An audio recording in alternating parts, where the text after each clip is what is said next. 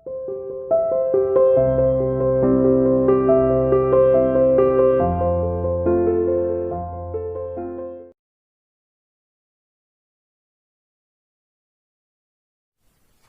dear student, welcome to CA International School online classes. Dear plus 2 commerce class, today we will discuss about unit 5.3 delegation and decentralization.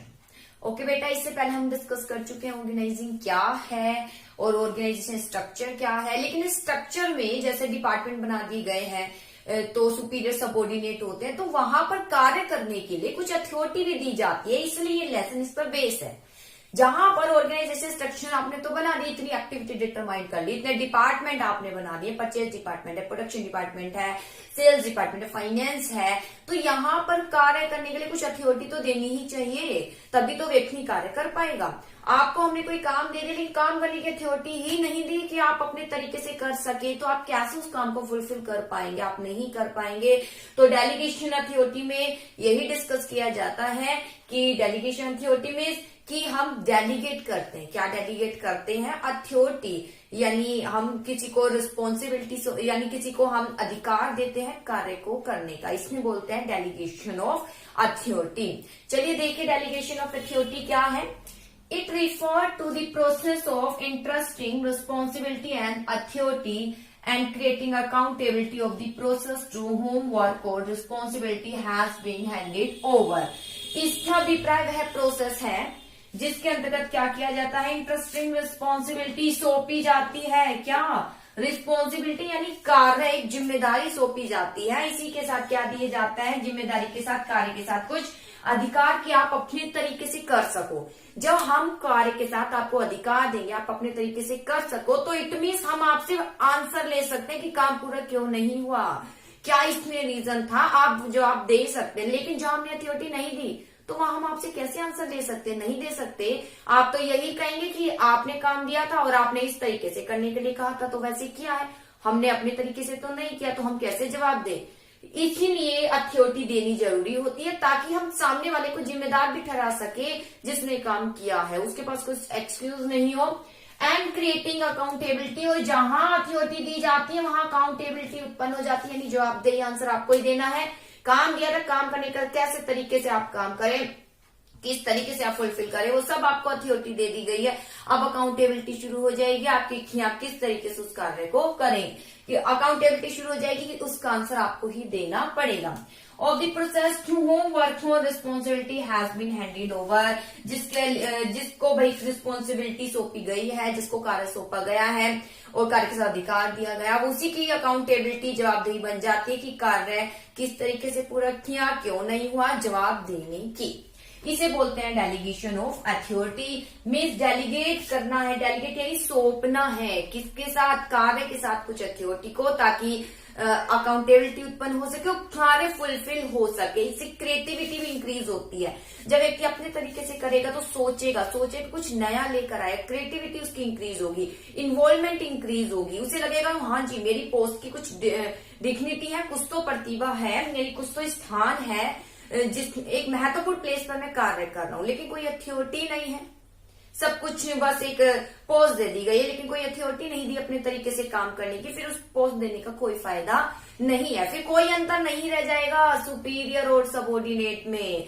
Superior subordinate क्यों उत्पन्न होता है? क्योंकि यहाँ authority का अंतर हो जाता है। जहां आपको अथॉरिटी ज्यादा मिल रही है इट मीन्स आप हाई पोस्ट पर जाते जा रहे हैं, जहां कम होती जा रही है तो इट मीन्स आप पहले से कम लो पोस्ट पर है। तो अथॉरिटी आपकी पोस्ट को भी इंडिकेट करती है।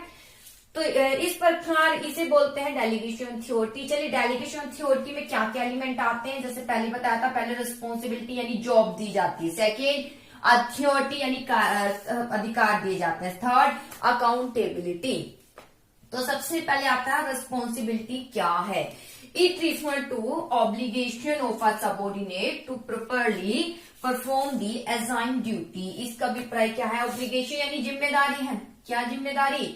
जिम्मेदारी सौंपना है सबऑर्डिनेट को कि वो परफॉर्म करे अपनी ड्यूटी। इसका अभिप्राय एक जिम्मेदारी सौंपना है, भाई आपको कार्य दिया है तो आपकी जिम्मेदारी, आपको इसे पूरा करना है, उसमें बोलता है रिस्पॉन्सिबिलिटी। It flow upward. बेटा रिस्पॉन्सिबिलिटी हमने सौंप दी है, फिर आप काम करके काम किसको दिया जाता है, नीचे वाले लेवल को, तो वो काम पूरा करके कहाँ फ्लो करते हैं, काम पूरा करके किसको जवाब देते हैं, उसे अपर लेवल वाले को। ठीक है, इसमें इसका फ्लो होता है अपवर्ड की, और जो रिस्पॉन्सिबिलिटी है, जिम्मेदारी है, शुरू हो जाती है जी लोअर लेवल से, और वहीं से पूरा करके वो ऊपर तक जो है अपने कार्य को सौंप देते हैं, कार्य का रिजल्ट बता देते हैं। अब आते हैं फीचर क्या है, मीनिंग से फीचर बनेगा it assign to some other people, responsibility दूसरे व्यक्ति को सौंपी जाती है, और ये क्या होनी चाहिए, इट इज ड्यूटीफुल, ड्यूटीफुल यानी कर्तव्यपूर्ण, ये नहीं कि आप कैसे कर रहे हैं, काम दिया है तो पूरी निष्ठा से, पूरे ऑनेस्ट होकर आप काम करें, इसी उम्मीद से सामने वाले ने आपको काम दिया है, आपको एक जॉब दी है। इसके बाद आता है ओरिजिनेट सुपीरियर सबऑर्डिनेट रिलेशनशिप, काम हम क्यों देते हैं, क्योंकि कोई ना कोई सुपीरियर हो, कोई ना कोई क्या है आपका सबऑर्डिनेट है, तभी तो काम दिया जाएगा, अदरवाइज काम क्यों दिया जाएगा, नहीं दिया जाएगा। काम इसलिए ही दिया जाता है क्योंकि कहीं ना कहीं सुपीरियर और क्या है, सबऑर्डिनेट रिलेशनशिप है। तो ये इसके फीचर है रिस्पॉन्सिबिलिटी के, कि ये सबऑर्डिनेट की जिम्मेदारी, रिस्पॉन्सिबिलिटी मतलब एक जिम्मेदारी देना है कार्य को पूरा करने की, इसका फ्लो होता है अपवर्ड की ओर, ये दूसरे व्यक्ति को सौंपी जाती है, ये ड्यूटीफुल होनी चाहिए। सुपीरियर सबऑर्डिनेट रिलेशनशिप को क्या करती है, ये इंडिकेट करती है। अब आता है अथॉरिटी क्या है। ठीक है, हमने रिस्पॉन्सिबिलिटी पढ़ ली, अब अथॉरिटी क्या है। Authority, it refers to right an individual to command his subordinate to take action within scope of his position. Authority post के अकॉर्डिंग दी जाती है, इसका अभिप्राय एक राइट है, एक अधिकार आ गया एक व्यक्ति के पास कि वो कमांड कर सकता है अपने सबऑर्डिनेट को, उन्होंने अपना कार्य करवा सकता है, उसको कुछ कह सकता है, एक्शन ले सकता है अपने पोस्ट के दायरे में रहते हुए। तो अथॉरिटी क्या है, it flow from top, feature क्या है, it flow from top to bottom, authority कहाँ से फ्लो होती है, टॉप से बॉटम की ओर दे दी जाती है, फिर अपना सब कार्य करते हैं। It assign to other person, और ये दूसरे पर्सन को दी जा सकती है, अथॉरिटी दी जा सकती है, लेकिन क्या नहीं दी जा सकती, अकाउंटेबिलिटी दूसरे व्यक्ति को सौंपी नहीं जा सकती। इट रिलेटेड पोस्ट, इसका रिलेशन किसके साथ है, पोस्ट से, क्योंकि अगर पोस्ट है, अगर आप अच्छी पोस्ट पर, मैनेजरियल पोस्ट पर, तो आपको अथॉरिटी जरूर दी जाएगी, इसका रिलेशन पोस्ट से है। इट इज की टू मैनेजमेंट जॉब, ये एक महत्वपूर्ण की है मैनेजमेंट जॉब की, without it can not be managerial post, अगर आपके पास कोई अथॉरिटी नहीं है तो आप मैनेजरियल पोस्ट पर नहीं कहे जा सकते, ये एक की होती है, ये इंडिकेट करता है अगर आपके पास अथॉरिटी है तो आप एक कौन सी पोस्ट पर कार्य कर रहे हैं, मैनेजरियल पोस्ट पर कार्य कर रहे हैं। तो ये थे बेटा एलिमेंट रिस्पॉन्सिबिलिटी के, अथॉरिटी के। ऐसी उत्पन्न होती है अकाउंटेबिलिटी। अकाउंटेबिलिटी क्या है कि किसी व्यक्ति को हमने रिस्पॉन्सिबिलिटी दी है, रिस्पॉन्सिबिलिटी आता है अथॉरिटी, तो अब उसे क्या देना होता है, जैसे सुपीरियर ने अपने सबऑर्डिनेट को कार्य दिया, कार्य करने का अधिकार कि आप अपने तरीके से कर लाइए। अब वो सबऑर्डिनेट अपने सुपीरियर जिससे उसको कार्य मिला और कार्य का अधिकार मिला, उसको क्या देगा, जवाब देगा कि कार्य पूरा हुआ, कैसे हुआ, क्या दिक्कतें आई, ये सब जवाब देना ही क्या कहलाई जाती है, अकाउंटेबिलिटी। और अकाउंटेबिलिटी दूसरे व्यक्ति को सौंपी नहीं जा सकती। मैंने कार्य आपको दिया था, वो कार्य करने का अधिकार आपको दिया था, आप अपने तरीके से कर आइए, आप ही आंसर देंगे आम पूरा क्यों नहीं हुआ, मैं किसी और से आंसर नहीं लूंगी, आप ही जिम्मेदार होंगे कि आपने उस कार्य को चाहे किसी के थ्रू कराया हो, लेकिन उसने वहां मिस्टेक कर दी, लेकिन आंसर आपको देना होगा, आप इसको नहीं सौंप सकते ये कहकर जी मैंने तो उससे कराया था काम, मैंने तो आपको दिया था, तो आप मुझे आंसर देंगे, आप दूसरे व्यक्ति को लाकर नहीं खड़ा करेंगे। तो ये कहलाई जाती है अकाउंटेबिलिटी।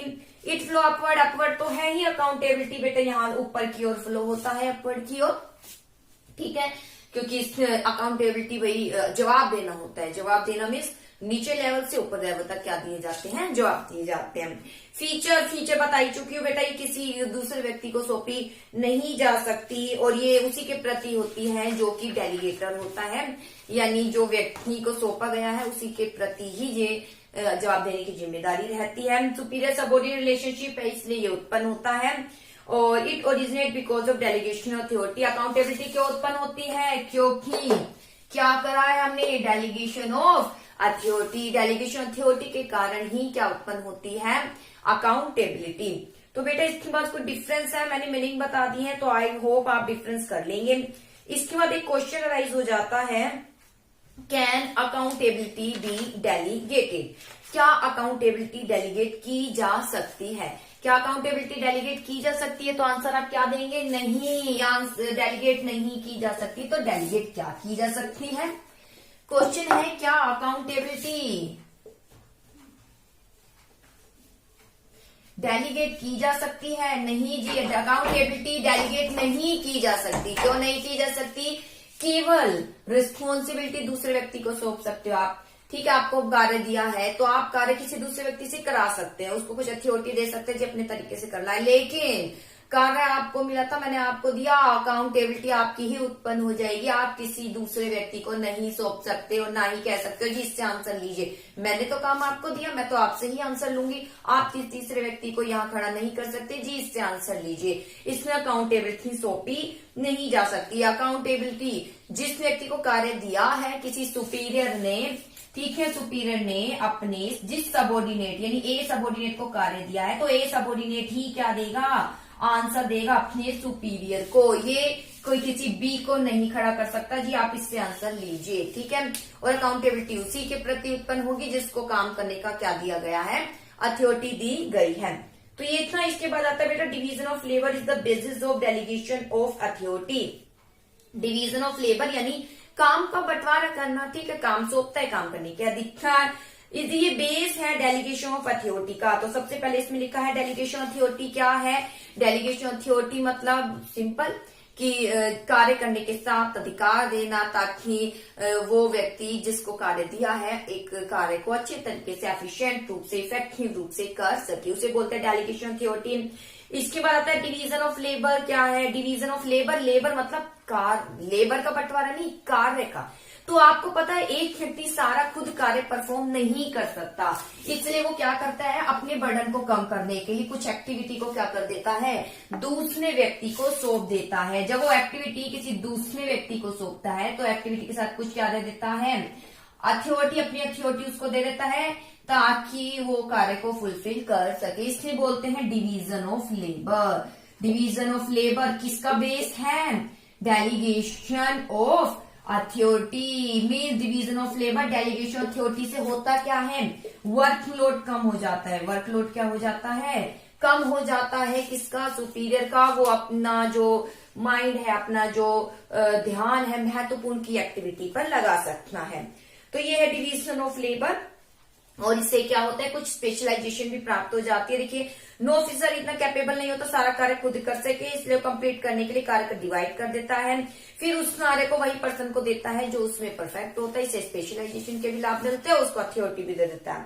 इसके बाद आता है प्रोसेस। क्या है डेलीगेशन ऑफ अथॉरिटी के? तो बेटा प्रोसेस आपने देखा ही है, सिर्फ हमने यहाँ तीन